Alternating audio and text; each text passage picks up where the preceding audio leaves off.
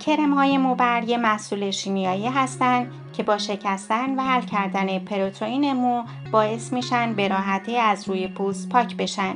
این روش به دلیل سادگی و بدون درد بودنشون محبوب هستند، اما به دلیل شیمیایی بودنشون عوارضی دارن که در ادامه ویدیو میخوایم اونا رو بررسی بکنیم. یکی از عوارضش خارش، قرمزی و سوزش پوست هست که برای کم کردن این عوارض میتونیم بعد از موزودایی از کرم‌های مرطوب کننده استفاده کنیم. اگه روی پوستمون التهاب و یا تورم بود، میتونیم از ژل آلوورا هم برای کم کردن این عوارض استفاده کنیم. سوختگی‌های شیمیایی یک دیگه از عوارض مصرف این کرم‌ها هستند. اگه کرم به مدت طولانی روی پوست باشه، باعث سوختگی میشه که پوست دچار التهاب، تورم و زخم میشه. در این مورد میتونیم با مشورت پزشکمون از پمادهای مخصوص سوختگی استفاده کنیم. استفاده مکرر و نادرست از این کرم‌ها باعث تیرگی پوست میشه.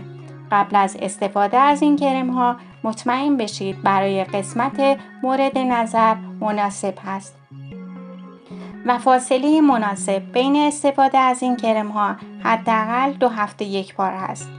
این کرم‌ها رو نباید در هر قسمتی از بدن استفاده کنیم، مخصوصاً نواحی حساس و اطراف چشم. توجه کنید اگه میخواید از این کرم‌ها برای موزودایی صورت استفاده کنید، نباید در اطراف چشم استفاده بشه. اگه تماس پیدا کرد، فوراً چشماتون رو با آب بشویید و اگه لنز داخل چشماتون استفاده میکنید، اونها رو در بیارید. چطور میتونیم این عوارض رو کم بکنیم؟ همیشه قبل از مصرف تاریخ مصرف و نحوه استفاده از اونها رو با دقت بخونید تا مطمئن بشید که از کرم متناسب با هر قسمت از بدن استفاده میکنید. از برندهای معتبر و با کیفیت استفاده کنید. حتما تست آلرژی انجام بدید.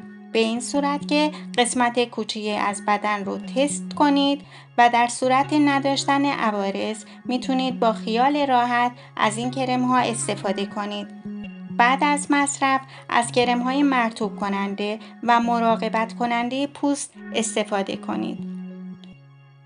خوشحال میشم تو کامنت ها برام از تجربیاتتون بگید و اگه سوالی در این زمینه داشته باشید در خدمت شما هستم.